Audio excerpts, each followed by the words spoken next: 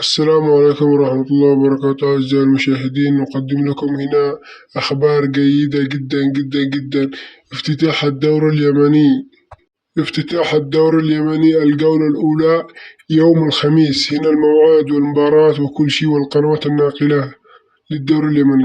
أعزائي المشاهدين، قبل أن نبدأ موعد المباراة افتتاح الدوري اليمني، نرجو منكم دعمنا باللايك والاشتراك وتفعيل زر الجرس لكي يصلكم كل جديد، ولا تنسوا أن تصلوا على النبي ورحمة الله وسلم. أما بعد، افتتاح الدوري اليمني من اليوم هذه الخميس بتاريخ 2026 شهر 4 يوم 30 من شهر أبريل.